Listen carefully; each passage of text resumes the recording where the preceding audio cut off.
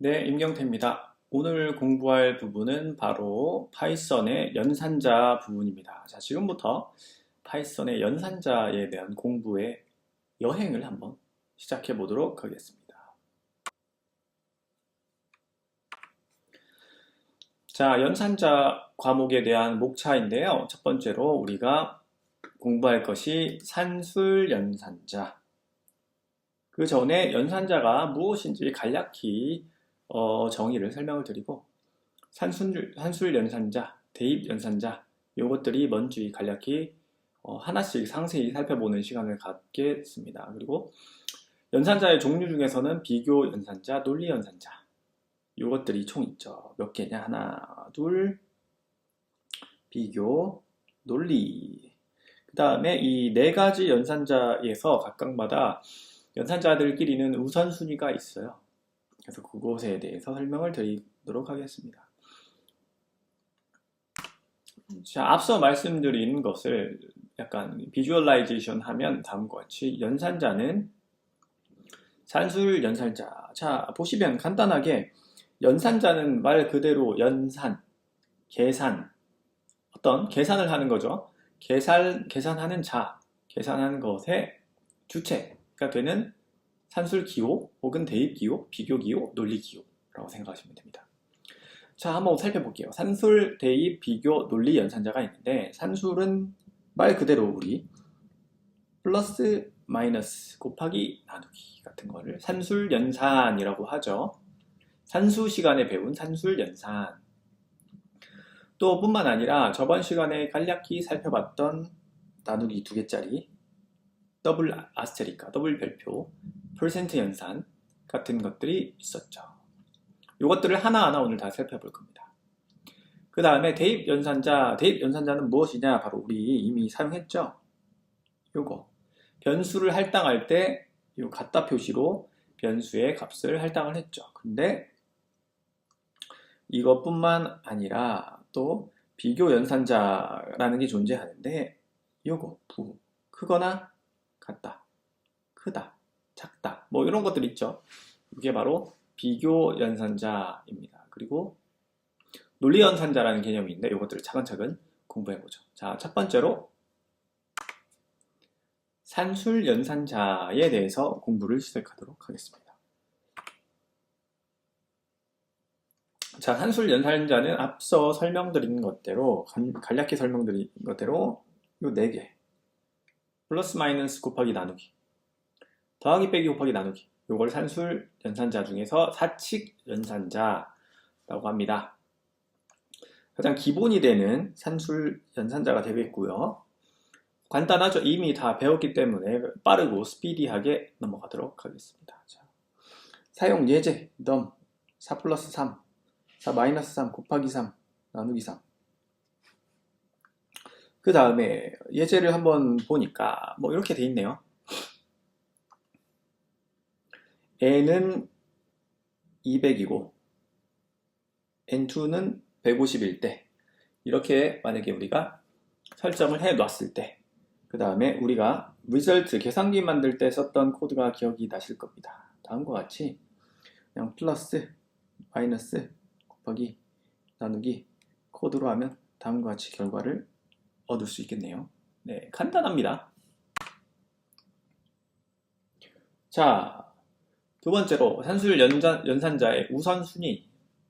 잠깐 언급드린 대로 연산자는 연산자들끼리 우선순위가 있죠. 자, 이건 우리가 이미 초등학교였나? 수학 시간에 다 배운 겁니다. 자, 한번 살펴봅시다. 여러 개의 연산자가 동시에 계산이 나올 때 어떤 연산자가 먼저 계산이 되는지에 따라서 계산 결과의 값이 달라질 겁니다. 더하기랑 빼기가 동시에 나오는 경우는 당연히 계산 방향이 왼쪽에서 오른쪽으로. 자, 예를 들어볼게요. A 플러스 B 마이너스 C 계산 방향. 자, 뭘 먼저 할까요? A랑 B를 더하고 그 다음에 요거랑 요거. 요런 순서대로 하겠죠. 자, A 마이너스 C 플러스 B 요거를 먼저 계산한 결과를 이렇게 계산하겠죠. 네, 그거를 우리가 그 변수라는 그릇 모양, 여기서 밥그릇인데 밥그릇 모양으로 예제를 들면 다음과 같이 1번, 2번 A랑 B를 더한 후에 그 결과를 C로 빼준다. 네, 아주 간단합니다. 이건 뭐 논란의 여지가 없네요. 자, 그러면 넘어갈게요.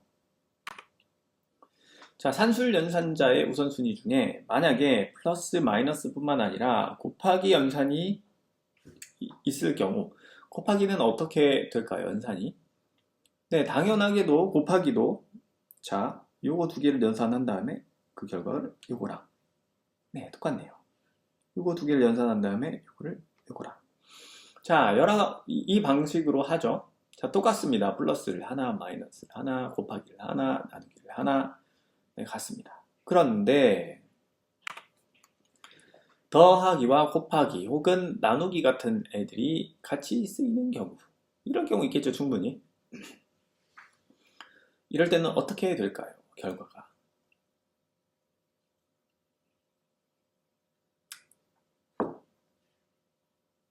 네, 우리 수학 시간에 배운 것처럼 곱하기 연산이 먼저입니다.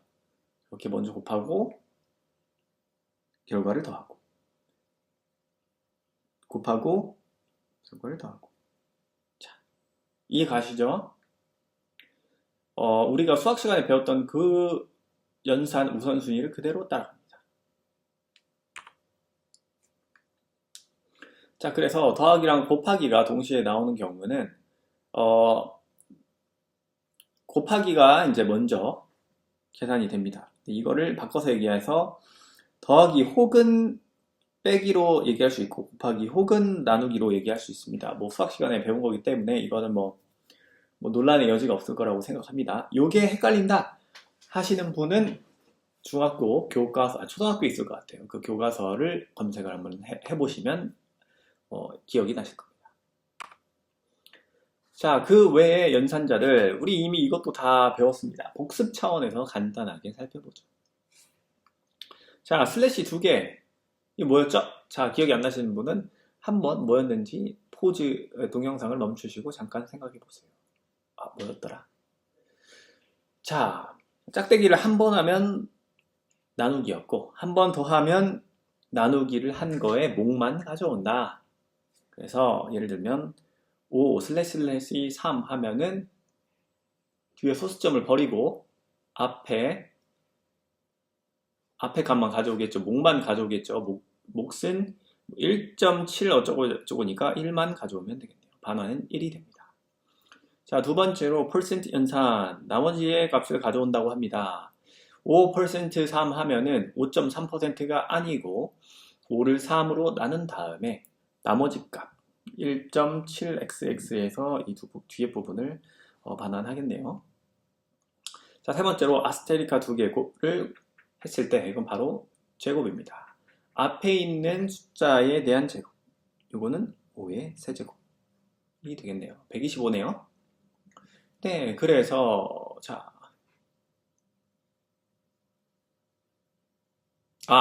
이거 제가 잘못 설명드렸네요. 예, 이게 5% 3 하면은 3으로 나눈 부분을 버리고 나머지니까 2가 반환이 되네요. 네, 1.75가 반환이 되는 게 아니라. 그래서 이렇게 해보면은 첫 번째는 1이 출력되고 두 번째 퍼센트 연산에선 2가 출력이 된 걸 볼 수 있습니다. 자, 이거 이해 가시죠? 제가 설명을 잠깐 잘못해가지고. 자, 만약에 이게 7이었다. 이거다. 하면 어떻게 될까요? 자, 3 곱하기 2는 6. 그러면은 7 마이너스 6은 1. 이 나오겠네요. 네, 이럴 경우엔 1이 나옵니다. 자, 이해 가시죠? 나눌 수 있는 최대한을 나누면 2.2로 나누면 6이 되고 1이 남으니까 1이 반환되겠네요. 이런 식으로. 제곱 연산 5의 세제곱 125. 네, 끝났습니다. 자, 목과 나머지 연산자 그리고 제곱의 연산을 한번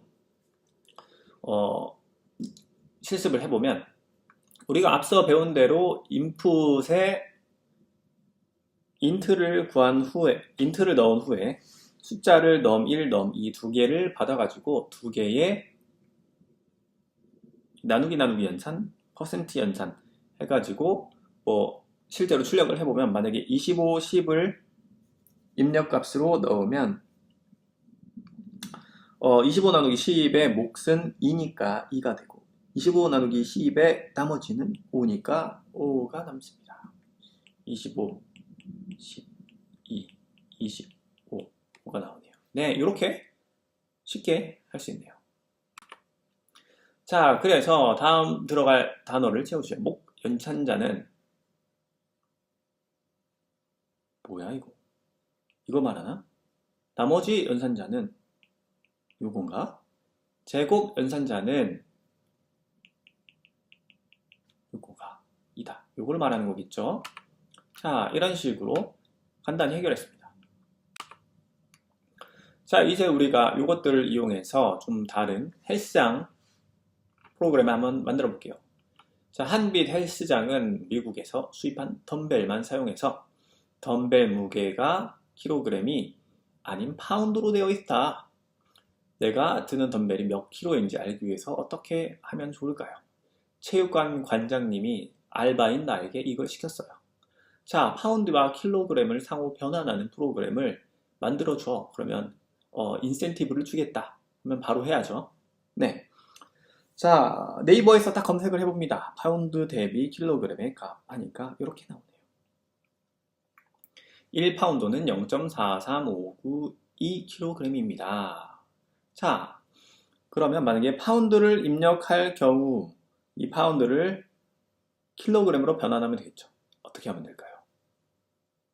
자, 간단하게 15, 다음 장에 해답이 있는데 일단 그냥 간단히 생각해 볼게요. 산수로 풀면 곱하기 0.453 이렇게 하면 되겠고 킬로그램을 다시 파운드로 바꾸시오 하면 킬로그램 15 곱하기 2.204623 하면 되지 않을까요?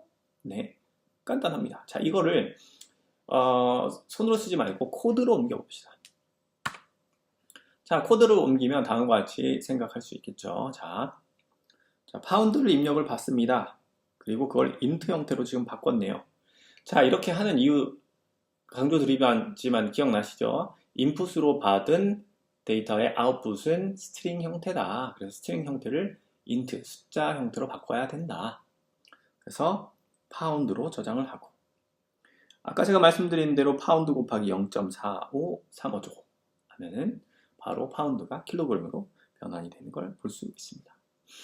같은 방식으로 인풋으로 데이터를 받아가지고 킬로그램을 받은 다음에 킬로그램 곱하기 파운드의 변환율 2.2 어쩌고저쩌고 하면은 다음과 같이 결과가 나오겠네요. 자, 이거를 우리가 아이파이썬 노트북으로 좀 이따가 나중에 실습을 할 거니까 이런 내용이다 정도만 일단 머릿속에 담아둡시다. 자, 두 번째 섹션으로 대입 연산자 부분에 대해 설명을 드릴게요. 자, 대입 연산자는 우리가 이미 너무 잘 사용하고 있었죠. 대입 연산자 자체는 오른쪽의 값이나 계산 결과를 왼쪽으로 대입하라는 의미다. 요거 연산자가 기본적인 대입 연산자다. 자, 요거를 뭐라고 하죠? 같다라고 하나? 뭐 수학에서 뭐라고 보죠? 좀 오래돼가지고 기억이 안 나네요. 예, 여튼 같다라고 할게요. 저는 같다 연산자가 다음과 같이 기본 연산자다. 우리 너무 많이 썼죠. 변수할 때 이렇게 바로 다이렉트로 저장이 되고 요거를 연산한 결과를 저장해도 되고 요거를 인트형으로 바꿔서 저장해도 되고 자, 여러 가지로 우리가 배웠습니다. 우리가 이 변수는 저번 시간에 배웠기 때문에 여기도 이미 다 아실 거예요. 자, 근데 대입 연산자가 콤마로 여러 가지를 한꺼번에 넣을 수 있어요. 근데 저번 시간에 교수님 대입 그 변수 넣을 때는 한 번에 하나씩밖에 넣지 못한다고 하지 않으셨나요? 네, 맞습니다. 한 번에 하나씩 하는데 콤마로 분리할 경우 변수가 2개 이상을 저장할 수 있습니다. 예를 들면 콤마로 분리된 변수와 값의 셋을 보면 얘가 이렇게 저장이 됩니다. 네. 쉽죠? 이것도 이 뒷장에서 잘못된 예제가 나오니까 그걸 다시 한번 보면서 뭐가 잘못됐나 한번 볼게요. 이 잘못된 예제 같은 경우에는 자, 다음의 줄도 가능합니다. 연산한 결과들을 저장한다. 자, 이것도 가능하다. 콤마로만 잘 나눠주면 자, 이걸 딱 보니까 느낌이 오른쪽에서 계산한 거 결과가 왼쪽에 있는 변수의 개수랑 같으면 되지 않을까? 네, 맞습니다.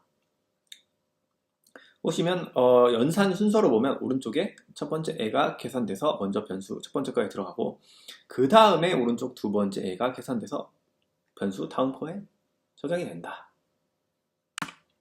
자, 근데 대입 연산자를 사용할 때 에러가 나는 경우 살펴볼게요. 대입 연산자 지금 2개만 했지만 3개, 4개, 5, 6, 7, 8, 100개 마음대로 쓰셔도 됩니다. 대신 아까 설명드린 대로 왼쪽과 오른쪽의 개수가 같아야 합니다. 자, 잘못된 예제 볼게요. 자, 컴마 하나, 근데 여기 컴마 2개, 즉 변수가 3개를 선언했는데 값이 2개밖에 없네요.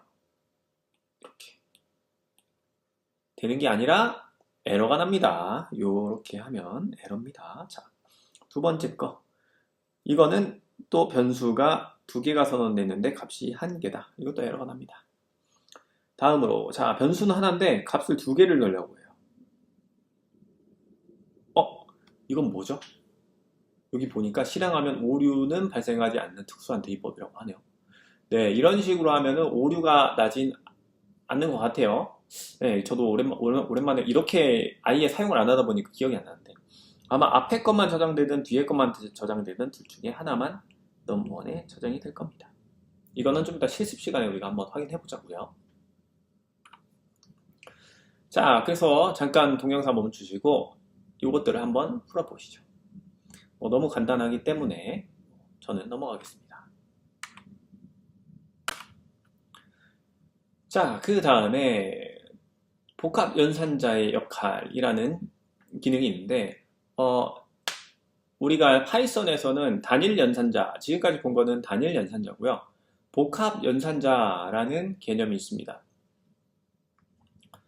예를 들면 우리가 코드를 지금까지는 이런 식으로 짰죠. 이때 num1에 대한 변수를 위에서 선언하고 걔를 아래서 선언한 다음에 얘를 다시 자기 자신한테 대입할 수가 있어요. 이거 무슨 해괴망측한 일입니까? 그렇지 않습니다. 이렇게 진행이 돼요. 자, 이게 왜 가능한가? 자, 이것에 대한 이유를 알려드릴게요. 자, 이렇게 num1은 num1 플러스 200. 자, 이거의 연산 처리 순서는 어떻게 되죠? 자, 오른쪽이 항상 먼저 계산이 된다고 했죠. 오른쪽이. 자, 그러면 이거를 메모리 구조를 그려보면서 한번 따라가 봅시다. 자, 위에서 num1은 여기서 100이라고 세팅을 했네요. 그 다음에 이 두 번째 줄을 보니까 오른쪽 먼저 계산이 되겠죠. 그러면 200은 상수니까 바깥에 이미 있을 테고 그 다음에 num1의 값을 뽑아옵니다. 자, 내려가서 플러스 200. 그 다음에 오른쪽 연산이 끝났으니까 왼쪽 연산을 하겠죠. 자, 왼쪽 연산은 이 값을 여기에 업데이트한다. 100이 지워지고 300이 들어간다. 자, 이해되시죠? 오른쪽 먼저 연산이 되기 때문에 자기 자신을 대입해도 문제가 없다. 자, 그거를 이제 예쁘게 도식화시키면 이렇게 얘기할 수 있겠네요. num1의 값을 뽑아와서 200이랑 더한 다음에 그 값을 다시 덮어쓰기를 해버린다. 자, 그 다음에 우리가 또 하나 배울 복합 연산자라고 하는 게 있는데, 자, num1은 num1 플러스 200과 num 플러스 같다 200은 같은 코드이다. 이게 무슨 소리입니까? 네, 방송사고 날 뻔했어요. 자, 다음 장에서 한번 살펴보죠. 자, 복합 대입 연산자, 아까 잠깐 본 것처럼, 자, 여기 예제가 있네요. num 플러스 같다 3. 이게 무슨 말입니까? 자, 우리가 num을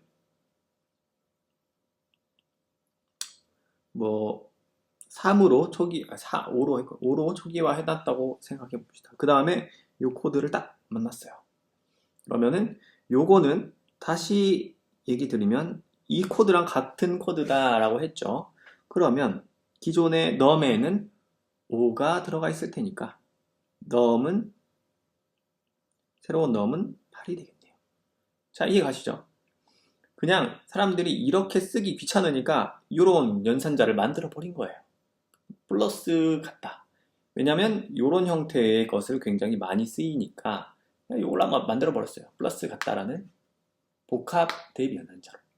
자, 이게 플러스만 되느냐? 아닙니다. 마이너스, 곱하기, 나누기, 이거 슬래시 2개, 나누기 2개, 퍼센트 연산, 그리고 그 제곱 연산와도 동일하게 사용할 수 있습니다. 네, 아주 간단하죠? 이것도 한번 실습해 볼게요. 자, 그래서 우리가 초기값을 넘버를 20으로 주고 20에다가 복합 연산자 플러스 같다, 마이너스 같다, 곱하기 같다, 슬러시 같다, 슬래시 같다, 퍼센트 같다, 아스테리카 쌍 아스테리카 같다 해서 막상 출력을 해보면 값이 잘 나오는 걸 볼 수 있습니다. 근데 교수님 이건 뭔가요? 이게 뭐지? 자, 이거는 저는 이걸 어떻게 부르는지 이름을 까먹었는데 여튼 땡땡이라고 할게요. 네. 요 물결 표시 땡땡을 하면은 코드가 이렇게 되는 겁니다. 요 줄만 가져오 볼게요. 요거 줄만 가져오면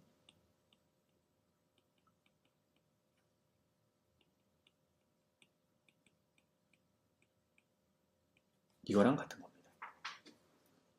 이거를 먼저 실행하고 그 다음에 이걸 실행해줘. 같은 거예요. 그거의 구분자는 요거를 쓰면 됩니다. 자, 그럼 여기다가 또 이렇게 해가지고 여기다가 넣으면 뭐 저거저거 해도 되나? 됩니다. 그렇게 하셔도 돼요. 순차적으로 여기를 실행하고 여기 실행하고 여기 실행하고 이렇게 되는 거니까.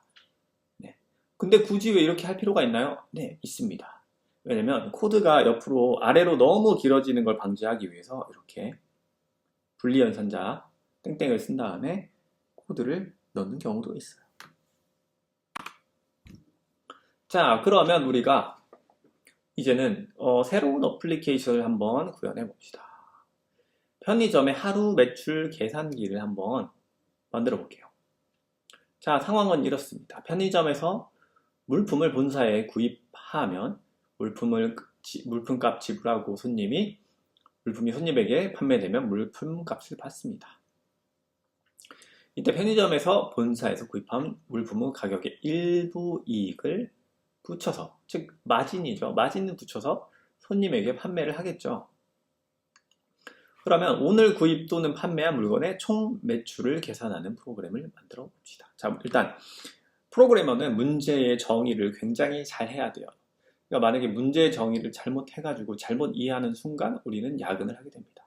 자, 야근하지 않도록 고객의 요구사항, 우리 사장님이 만들어 달라고 하는 요구사항을 한번 살펴볼게요. 자, 오늘 구입 또는 판매한 물건의 총 매출을 계산하는 프로그램을 만들어 봅시다. 구입 또는 판매한 물건, 구입 가격을 알아야 되겠고 판매 가격을 알아야 되겠고, 그렇죠? 자, 그걸 한번 계산해 봅시다. 자, 오늘 구입은 몇 개를 했나요? 사장님이 이런 문서를 프린트를 딱 해줬어요. 오늘 우리가 구입하는 단가, 캔커피는 500원에 구입을 하고 판매는 1,800원을 하네. 그러면 캔커피가 마진이 1,300원이니까 대박이구만. 캔커피를 많이 팔아야겠어. 네, 이렇게 생각하실 수 있겠죠. 자, 반면에 도시락은 3,500원에서 4,000원에 파네. 500원밖에 마진이 안 남아. 도시락은 마진이 적구나. 역시 물장사가 남았어. 커피를 많이 팔자. 자, 이렇게 생각할 수 있겠죠. 자, 요거를 그래서 다음과 같이 결과로 보여주는 프로그램을 만들겠습니다. 자, 이거 간단하죠? 바코드를 띡 찍어가지고 삼각기밥 띡띡띡띡띡 해서 10개를 찍으면 다음과 같이 삼각기밥 10개 구입. 이렇게 되겠죠? 자, 요런 거를 만들자는 거죠. 그러면 뭘 해야 될까요?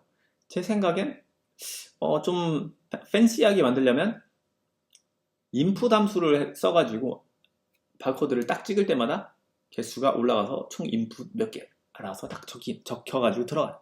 이렇게 만들면 좋겠네요. 자, 근데 그거보다 조금 더 쉽게 한번 일단 코드를 짜봅시다. 자, 오늘 하루 매출 계산기, 편의점의 하루 매출 계산기를 다음과 같이 코드를 만들었습니다. 자, 첫 번째로 토탈이라는 함수를 선언했네요. 자, 이게 왜 필요할까요? 자, 우리가 오늘 하루에 대한 매출의 증감을 보고를 할 거니까 결과적으로 오늘 플러스가 얼마 났다. 사장님은 이걸 보고 싶을 거 아니에요. 그걸 봅시다. 자, 토탈을 빵으로 일단 초기화를 해야겠죠. 일단 아직 판매한 것도 없고 구매한 것도 없으니까 오늘 만약에 우리가 물건을 떼어왔어요. 리테일러 구매를 했어요. 구매를 하면 마이너스를 해야겠죠. 자, 마이너스 보니까 900원이네요. 캔커피 10개 맞나? 여튼 캔커피 10개를 샀고 그 다음에 3,500원. 이거 도시락 같아요. 도시락 5개를 샀네요. 자, 이때는 당연히 우리의 처음 가지고 있는 소지금 빵원에서 구매를 했으니까 마이너스가 되겠죠. 지출이니까. 그러면 마이너스로 토탈을 바꿔줍니다. 자, 그러면 9,000원. 이거는 17,500원인가요? 네, 요게 되겠네요. 그러면은 이제 우리가 얼마 썼는지 여기서 알겠죠. 2개를 했으니까. 그 다음에 이제 물건들을 판매한 물품들을 썸을 해봅시다. 그러면 뭐 1,800원 번 거 보니까 뭘 팔았는지 모르겠는데 음료수였나? 음료수 2개, 뭐 도시락 4개, 커피인가 이게? 여튼 뭐 휴지인가 커피인가 그렇게 이렇게 4개, 5개 김밥이었나? 이렇게 팔았다고 칩시다. 그러면 이것들은 다 어떻게 해야 되죠? 매출이니까 매출은 토탈 금액에서 더하면 되겠죠. 더하는 거는 이렇게 쳐주면 되겠네요. 그래서 마지막으로 총 매출액은 토탈입니다. 자, 이건 변수니까 마지막으로 지금 오늘 얼마만큼 마이너스가 났는지 플러스가 났는지 여기 이 코드로 찍을 수 있을 겁니다. 네, 아주 간단하죠. 근데 여기에서 우리가 이렇게 코딩을 안 하고 아까 말씀드린 대로 input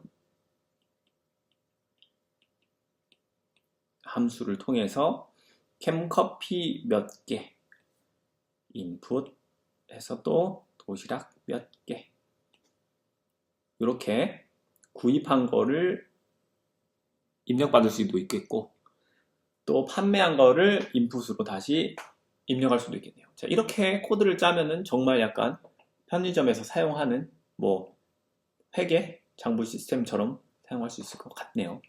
네, 물론 편의점 계산 프로그램은 이것보다 아마 훨씬 복잡하긴 할 겁니다. 과제로 내드릴까? 자, 그래서 그 다음 섹션으로 우리가 배울 건 세 번째로 비교 연산자와 논리 연산자에 대해 설명드리겠습니다. 자, 비교 연산자란 무엇인가? 잠깐 설명드린 대로 그냥 이거라고 생각하시면 되겠죠. 이거 크다, 작다, 그거나 같다. 뭐 이런 것들이 비교하는 연산자. 우리 수학 시간에 이미 다 배웠네요. 자, 어떤 것이 큰지 작은지 같은지 한번 비교하는 게 바로 비교 연산자라고 합니다.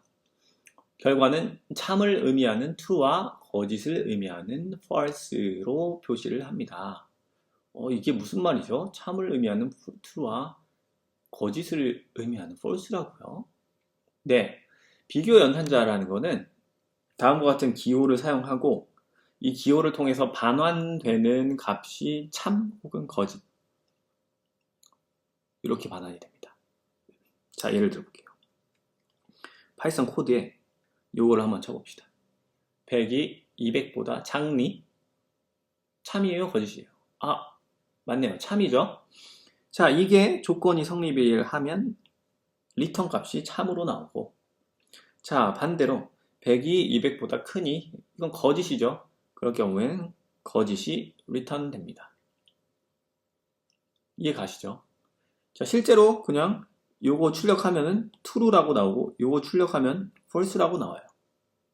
네, 요것이 바로 비교 연산자라고 합니다. 자, 본격적으로 비교 연산자를 어떻게 활용할 수 있는지 한번 살펴볼게요. 자, 비교 연산자는 대부분 이제 변수에 들어있는 값들을 주로 비교를 합니다. 자, 예를 들어서 로직이 이렇게 되어 있다고 쳐볼게요. 시험 점수를 입력하세요. 인풋 함수로 받으면 되겠죠. 그래서 사용자가 이렇게 딱 쳤어요. 이때 만약에 시험 점수가 70점 이상이면 true를 반환하고 70점 이하면 false를 반환한다.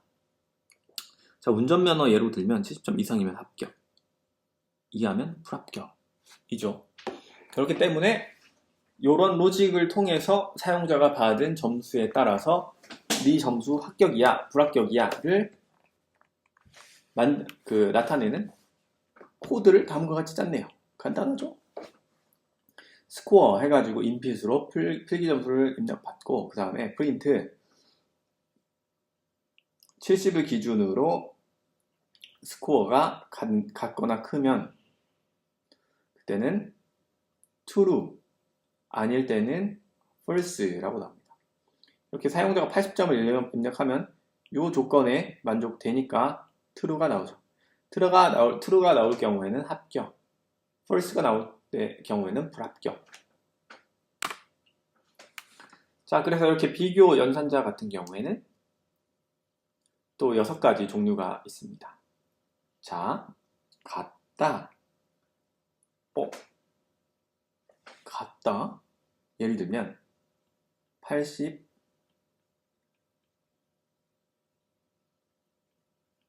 이렇게 되면 80이 90이랑 같니? 라는 거고 이거의 반응값은 false가 나오겠죠. 네, 이렇게입니다. 자, 근데 이거랑 헷갈리시면 안 돼요. 예를 들어서 뒤에 나올 텐데 네, 그냥 뒤에 설명드릴게요. 이거는 네, 하여튼 요 같다 표시 2개랑 같다 표시 1개랑은 완벽히 다른 겁니다. 자, 이거는 대입 연산자고 이거는 비교 연산자. 자, 그거를 구분을 잘 하셔야 돼요. 대입 연산자는 변수에 할당할 때 쓰는 요거는 변수에 할당할 때 쓰는 거였고, 이 같다 표시 2개는 비교 연산자로 앞에 거랑 왼쪽 거랑 오른쪽 거가 같니? 라는 거를 물어봐서 true, false가 반환된다. 자, 두 번째로 요거 한번 봅시다. 이 느낌표 표시를 보통 not 이라고 얘기를 합니다. 자, 그래서 가지 않니? 라고 표현할 수 있는 거예요. 예를 들면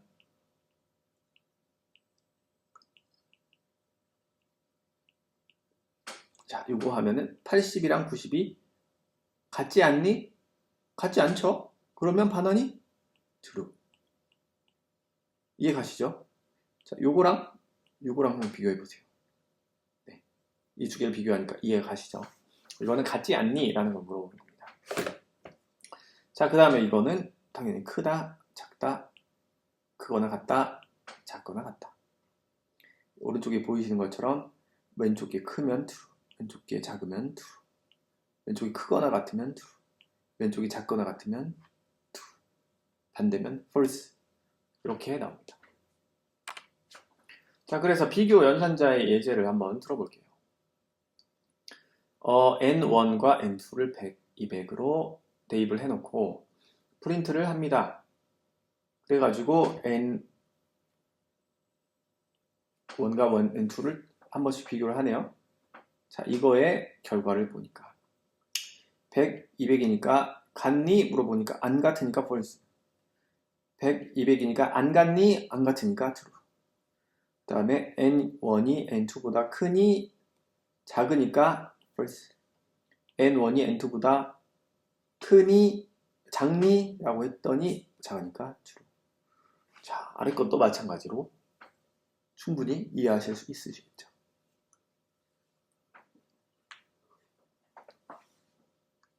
자, 앞서 말씀드린 대로 비교 연산자와 대입 연산자는 굉장히 중요한 개념이고 이걸 구분하셔야 됩니다. 자, 이럴 경우 이거 돌아갈까요? 이 안쪽에 있는 게 의미하는 게 같다가 하나니까 대입 연산자. N2에 있는 변수 값을 N1에 저장해다오 라는 거죠. 이거는 그렇기 때문에 어떤 게 반환이 되는 게 아니고 대입이 되는 겁니다. 자, 근데 이건 되겠죠. print n1, n2. 이거는 뭐라고 나올까요? true나 false로 나오겠죠. 이 경우. 이해 가시죠? 대입 연산자와 비교 연산자는 명백히 다르다. 자, 마지막으로 연산자 중에 논리 연산자라는 개념이 있습니다. 비교 연산자가 여러 번 필요할 때 사용을 한다. 예를 들어서 만약에 num의 변수의 값이 10과 20 사이에 있어야 한다 라고 한다면 조건 1번 넘버는 10보다 크면 되고 넘버는 20보다 작아야 된다. 이 두 가지를 한꺼번에 충족시키려면 어떻게 하느냐? 다음과 같이 묶어주면 됩니다. AND로. 자, 우리 딱 요것만 떼볼게요. 딱 요것만 떼볼게요. 뭐죠 이거? 비교 연산자 true 혹은 false로 나오겠죠. 자, 여기도 떼어볼게요. AND를 기준으로. 이것도 true거나 false가 나오겠죠. 근데 AND.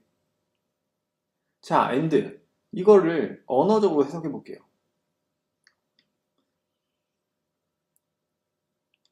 true이고 그리고 또 이 오른쪽에 있는 것도 true이니 라고 하거나 false이고 false이니 true이고 false이니 AND는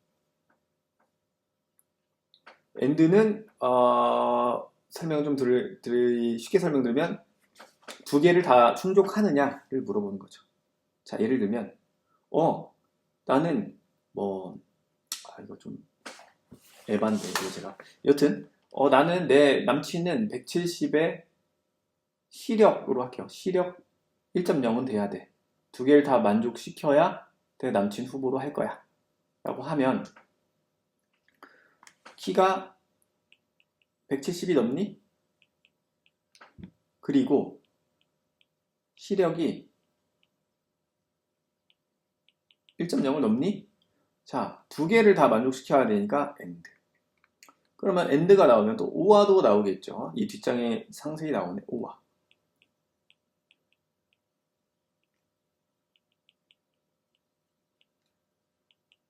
자, 이건 뭐죠? 두 개 뭐가 다를까요? 자, AND는 170도 넘어야 되고 키가 시력도 1.0이 넘어야 돼. 둘 다 만족시켜야 true가 나옵니다. 그렇지 않을 경우 false가 나오고. 자, 이 경우 나는 키가 170이거나 시력이 1.0이면 그러면 뭐 오케이. 자, 둘 중에 하나가 true면 true, 둘 다 false면 false로 나옵니다. 이해 가시죠? 자, 둘 중에 하나만 true로 나와도 true가 반환되는 거예요. 이 경우는. 자, 뒷장에서 좀 더 예제가 잘 나와 있으니까 볼게요. 자, 논리 연산자 중에서는 AND와 NOT 세 개밖에 없어요. 굉장히 쉽습니다. AND 둘 다 참이어야 참이 된다. 키 170 이상, 시력 1.0 이상 둘 다 만족해야 나는 참으로 볼 거야. 자, OR 키 170 이상이거나 시력이 1.0만 넘으면 돼. 둘 중에 하나만 만족해도 돼. 자, 둘 중에 하나만 참이어도 참. 쉽죠? 그리고 이런 식으로 쓰면 됩니다. 문법. 자, not은 뭘까요? 간단합니다. 참이면 거짓으로 바꿔버리고 거짓이면 참으로 바꿔버립니다. 자, 이거 한번 볼게요. 넘버가 100보다 작니? 만약에 작다고 할게요. 이 안에 있는 게 true라고 할게요. 그럼 true가 반환되겠죠? 넘버가 100보다 실제로 작으면. 그런데 바깥에 not이 붙었으니까 결과값은 어떻게? 참이면 false, 거짓으로 바꿔줍니다. 자, 여기 예제예요. 숫자 99 넣고 자, 99가 크니 100보다 틀렸죠? false죠 이거. 자, 99가 크니 200보다 이것도 false죠. 그럼 뭐가 나오죠? false가 나오겠죠. AND니까 둘 다 true가 나와야 true가 나오니까. 자, 5와 99가 같니? true. 그 다음에 99랑 100이랑 같니? false. 이지만 난 둘 중에 하나만 만족해도 오케이. 하나 만족했으니까 true. 99가 100이랑 같니? 틀렸죠? 그러니까 false. false인데 not을 하니까 false의 반대는 true. 자, 이렇게 쉽게 진행할 수 있습니다. 자, 이 부분은 동영상을 멈춰 보시고 스스로 한번 정답을 풀어보시기 바랍니다. 자, 우리가 이제 연산자들을 다 하나씩 배웠는데 이 연산자들의 전체를 통틀어서 우선순위를 이야기할 수 있습니다. 어떤 연산을 가장 먼저 해야 될지 그걸 한번 이야기해 볼게요. 자, 그래서 우리가 배웠던 산술 연산자, 논리 연산자, 관계 연산자, 그 다음에 비트 연산자 이런 것들이 있는데 그것들의 우선순위가 어떻게 되는지 어떤 연산자가 먼저 계산이 되는지를 알아야 우리가 파이썬 프로그램을 정확히 짤 수 있겠죠. 의도한 대로. 그걸 한번 볼게요. 자, 일단은 첫 번째로 우선순위가 가장 높은 거는 이 가로 형태. 소가로, 중가로, 대가로. 예를 들어서 35 플러스 2 곱하기 20 할 때 요거 그대로 하면은 곱하기가 먼저 연산이 됐죠. 이렇게. 근데 만약에 여기를 가로를 친다. 그러면 요거를 먼저 계산하고 그 다음에 요거를 계산하는. 이해 가시죠? 근데 이 가로뿐만 아니라 네네. 가로뿐만 아니라 중가로 리스트라고 하고 그 다음에 이제 나중에 자료 연산 구조를 배울 텐데 리스트와 딕셔너리 같은 경우에도 우선순위가 제일 높습니다. 근데 일단은 괄호가 제일 연산순위가 높다까지만 이해하시면 돼요. 두 번째 제곱, 세 번째 플러스 마이너스 물결 표시. 자, 근데 여기서 주의할 점이 있어요.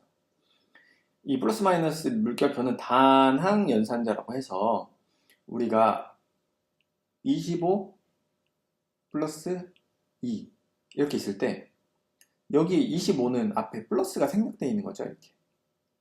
예, 생략되어 있죠. 이 플러스를 말하는 겁니다.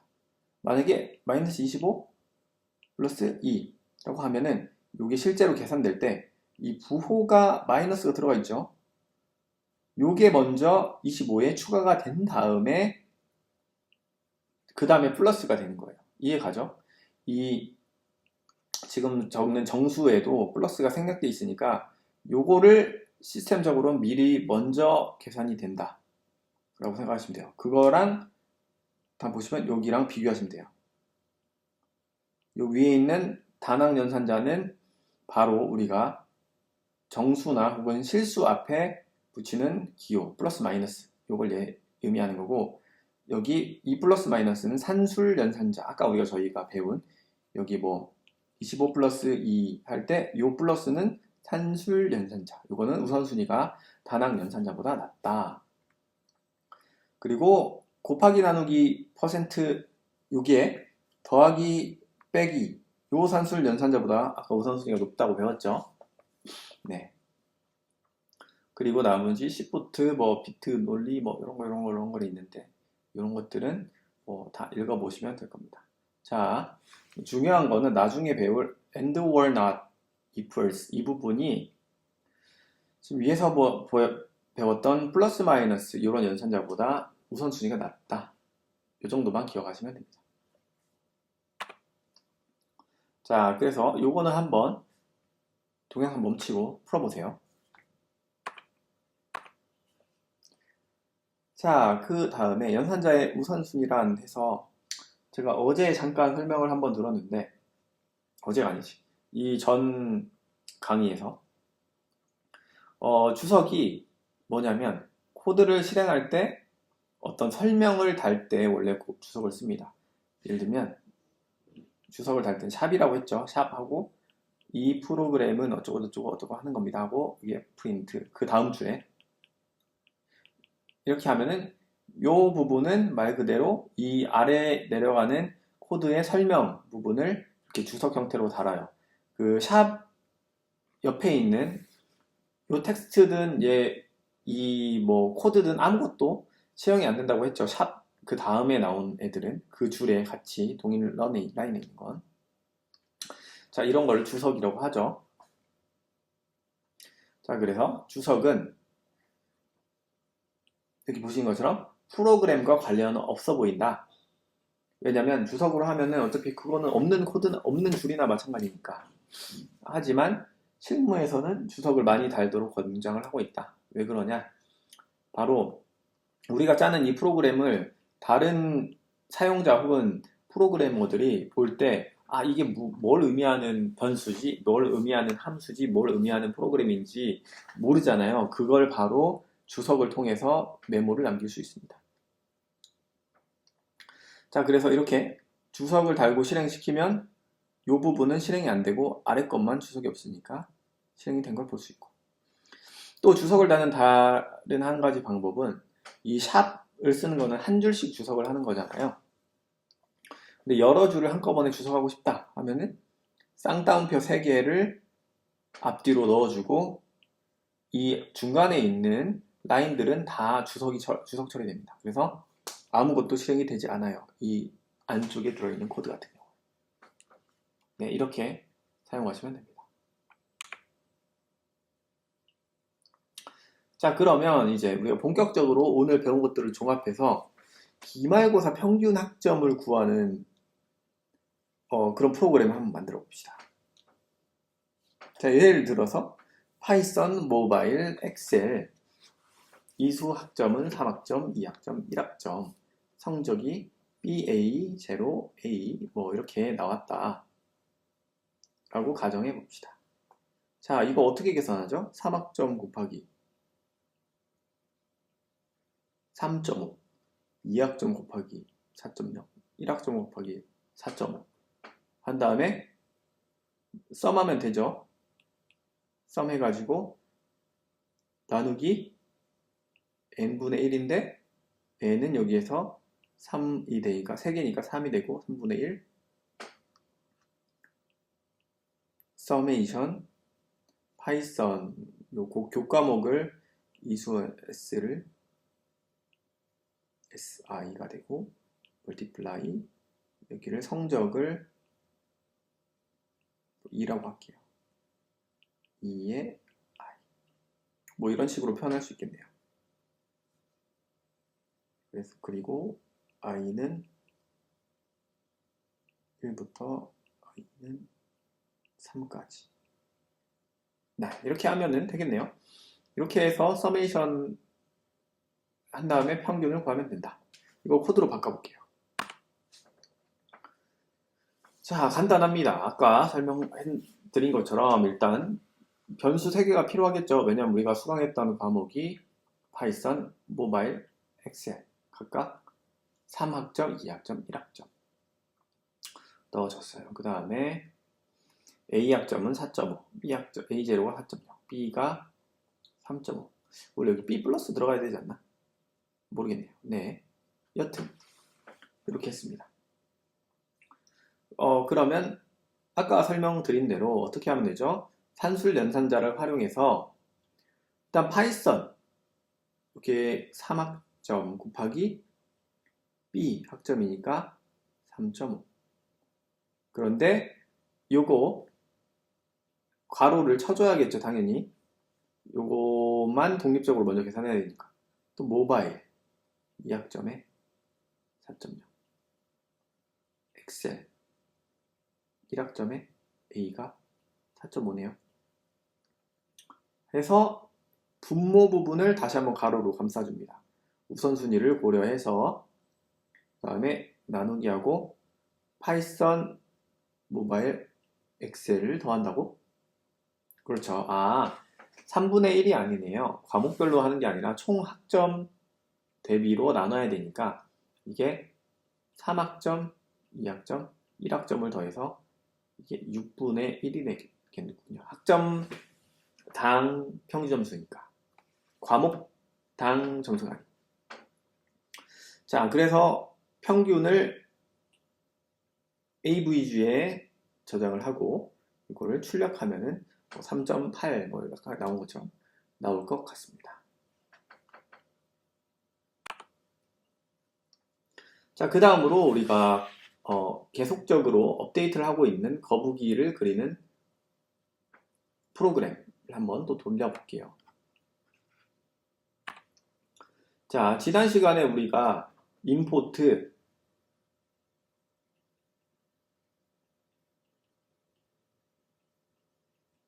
turtle 해가지고 거북이가 이렇게 움직이는 그런 코드를 설명을 드렸죠. 거기서 이번에는 거북이가 사각형 그린 이후에 어떤 일들을 또 할 수 있는지 한번 살펴봅시다. 자, 일단 오늘 배울 거북이 안에 들어있는 함수는 펜업, 펜다운이라는 함수인데 말 그대로 펜을 드는 함수를 펜업이라고 하고 선을 그리지 않는다. 펜다운은 펜을 다시 내리는 함수라고 합니다. 자, 그래서 turtle.penUp 하면은 지난번에 우리가 여기서 이렇게 쭉 해서 여기 거북이가 여기 있었죠. 여기 있었죠. 네모를 다 그렸었죠. 한 바퀴 돌아가지고 여기 있었는데 이 아이를 펜업 시킨 다음에 forward로 100 픽셀을 가죠. 그러니까 100 픽셀을 갔는데 여기로 펜을 업 했으니까 실제로 그리지 않았죠. 네, 이해 가시죠? 그 다음에 이번에는 이 상태에서 펜을 다시 내리고 오른쪽으로 회전을 시킨 다음에 머리를 그 다음에 선을 한번 그어봅시다. 그 다음에 선 긋기 전에 펜의 두께와 펜의 색상도 변경을 한번 해볼게요.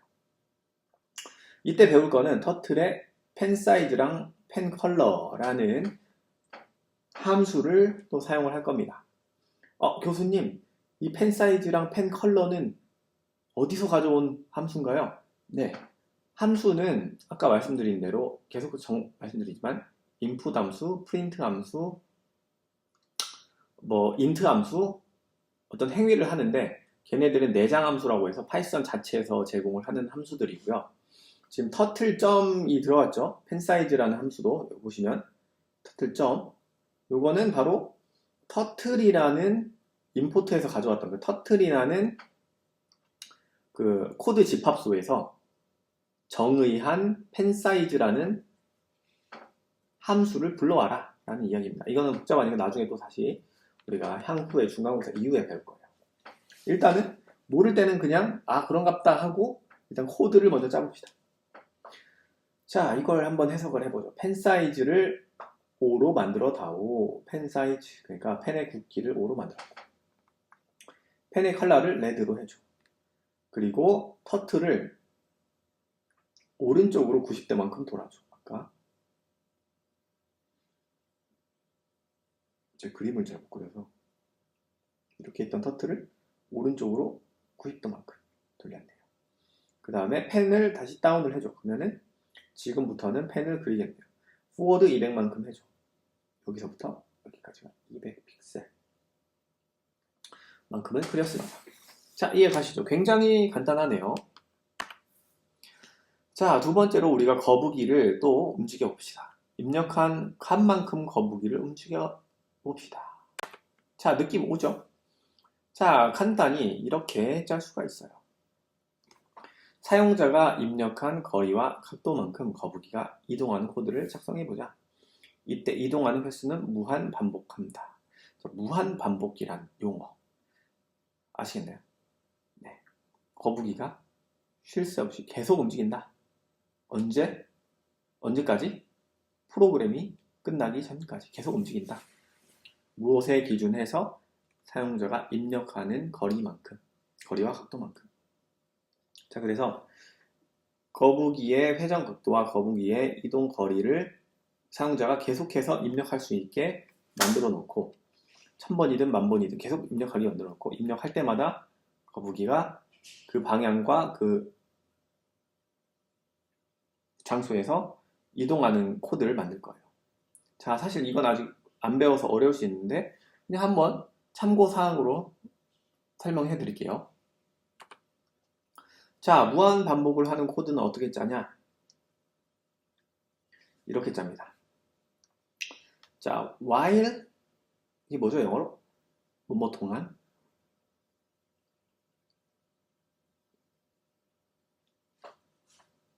여기 안의 조건이 만족하는 동안 계속 이 부분을 뺑뺑뺑뺑 실행을 시켜줘 라는 얘기입니다.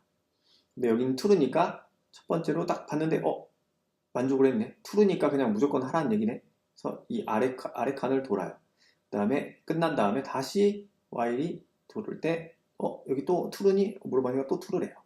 또 여기를 돌아요.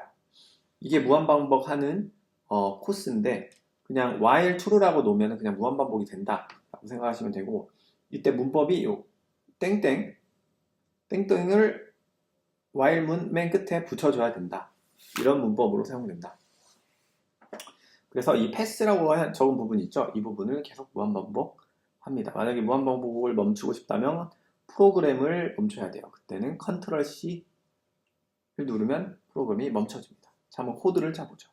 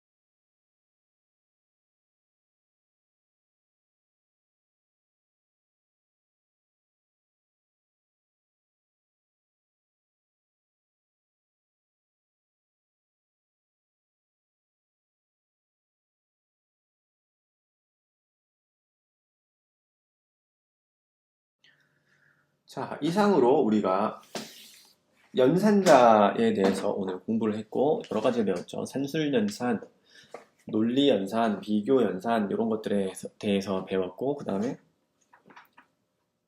그것들을 실제로 사용해서 어떤 프로그램도 만들었고, 그 킬로그램과 그리고 파운드 단위를 바꾸는 것도 해봤고, 그리고 편의점에 그 수입한 물건이나 판매한 물품으로 계산을 해가지고 오늘 매출이 얼마나 나왔다, 이런 것도 배웠습니다. 마지막으로